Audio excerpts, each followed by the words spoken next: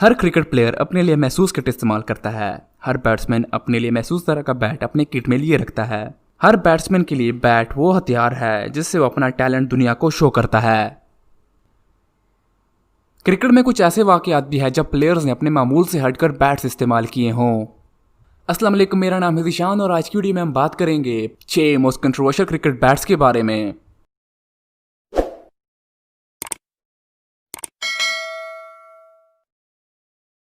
Number 6, Andre Russell का black shining bat.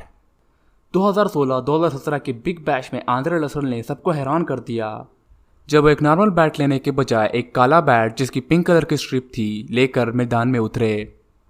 Cricket fans और experts ने सोशल मीडिया पर इस बैट के मुतालिक खूब तबसरे किए। क्रिकेट ऑस्ट्रेलिया ने पहले तो इस बैट को इस्तेमाल करने की इजाज़त दे दी थी, लेकिन बाद में इस बैट को बैन कर दिया गया। क्रिकेट ऑस्ट्रेलिया ने बयान दिया कि इस बैट का कलर चेंज किया गया है और ये रूल्स के खिलाफ है और इसलिए आंद्रे रसल को वापस एक रिवायती बैट से पूरी बिग बैश लीग खेलनी पड़ी। नंबर 5, रिकी पॉन्टिंग का कार्बन ग्रेफाइट बैट।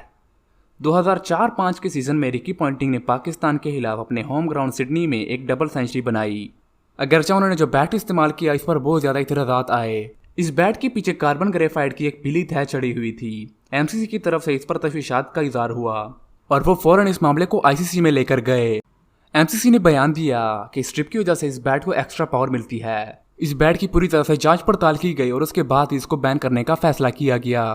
इसके अलावा आईसीसी ने 2 और कोको-कोला बैट जिनका नाम द बीस्ट और जेनेसिस हरिकेन था, दोनों बैन कर दिए क्योंकि इन बैट्स के पीछे भी एक ग्रेफाइट की स्ट्रिप लगी हुई थी।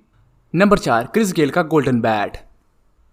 आंद्रे रसल से पहले क्रिस गेल दुनिया के पहले खिलाड़ी थे जिन्होंने एक मैच के अंदर एक कलर्ड बैट इस्तेमाल किया।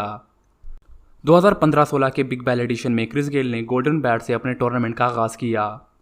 मेलबर्न रेनेगेट्स की तरफ से खेलते हुए उन्होंने अपने पहले मैच में 2 छक्कों और 2 चौके की मदद से 23 रन बनाए।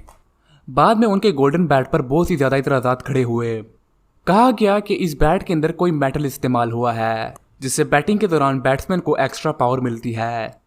ये इंडियन कंपनी स्पार्टन ने बनाया था और इस बैट को इंडिया से ऑस्ट्रेलिया क्रिस गेल के लिए भेजा गया था।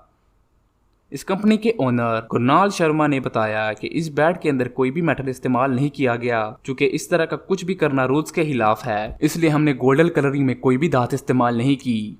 हमने इस बैट पर सुनहरे रंग की स्प्रे लगाई है और ये कुछ ऐसा है जो क्रिकेट में आज से पहले नहीं देखा गया है। रिकी पॉन्टिंग ने अपने एक इंटरव्यू में बताया कि इस बैट का वजन बहुत ही ज्यादा था, ये तकरीबन 3 पाउंड के बराबर था। अगर कोई भी बाउंसर आए तो इस बैट से खेलना बहुत ही मुश्किल होगा क्योंकि ये बैट बहुत ही भारी है। इस बैट पर लगाए गए इतराज़ात की बिना पर इसको बैन कर दिया गया। नंबर 3, डेनिस लिली का गोल्डन बैट। क्रिकेट में ऐसे प्लेयर जिनके बैट पर इतराज़ात उठाए गए हो, इस लिस्ट में डेनिस लिली का नाम भी आता है। 1979 की एशियन टेस्ट सीरीज के पहले टेस्ट में पहले दिन के अख्ताम पर ऑस्ट्रेलिया के 232 पर 8 आउट थे। डेनिस लिली दिन के अख्ताम पर 11 रन पर नॉट आउट थे।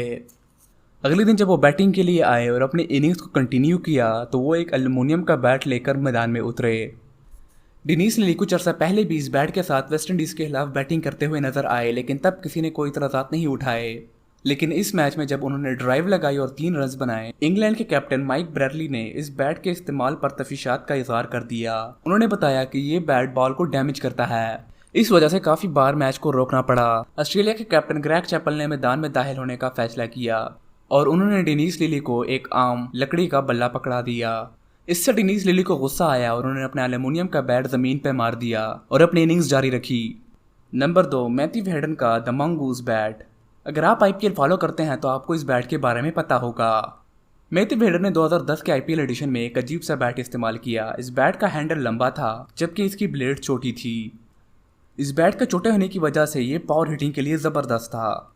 इस बैट की मदद से मैथ्यू हेडन ने दिल्ली डेयरडेविल्स के खिलाफ 43 गेंदों पर 93 रन बनाए।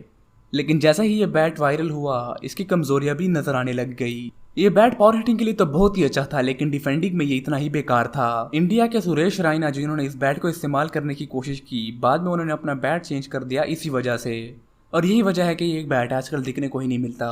इस वीडियो के लास्ट पिक पर जाने से पहले अगर आपको ये वीडियो पसंद आ रहा है तो इस वीडियो को लाइक कर दें और मजीद ऐसी वीडियो के लिए नीचे सब्सक्राइब बटन को दबाएं और साथ में मौजूद बेल आइकन को दबाना मत भूलिएगा। नंबर 1, थॉमस वाइट का चौड़ा बैट। इंटरनेशनल क्रिकेट के वजूद से पहले थॉमस वाइट को एक बहुत ही जहाना आइडिया आया ये गालिबन पहला ऐसा वाकया था जब क्रिकेट बैट पर इतराज़ात उठाए गए थे। थॉमस वाइट बैटिंग के लिए एक ऐसा बैट लेकर आए जिसको देखकर सब हैरान हो गए। ये बैट इतना चौड़ा था कि ये विकेटों के साइज के बराबर था। थॉमस वाइट का ये करने का मकसद यही था ताकि वो ज़्यादा से ज़्यादा बॉल्स खेल सके और आउट ना हो। ये मैच चर्टसी और हैम्बल्टन के दरमियान खेला जा रहा था। थॉमस वाइट चर्टसी की तरफ खेल रहे थे और हैम्बल्टन के प्लेयर्स के पास प्रोटेस्ट करने के अलावा कोई और चारा ना था। बाद में हैम्बल्टन के कैप्टन रिचर्ड नायरन और उनकी टीम के लीडिंग बॉलर जॉन स्मॉल ने एक पिटीशन साइन की, जिसकी वजह से क्रिकेट के कानून में रद्दोबदल करना पड़ा। उसके बाद क्रिकेट के कानून के मुताबिक बैट की चौड़ाई 4.25 इंच तक होनी चाहिए। थॉमस वाइट को अपनी सरकत की वजह से हर जगह तनकीद का सामना करना पड़ा और इनकी टीम एंड में ये मैच 1 रन से हार गई।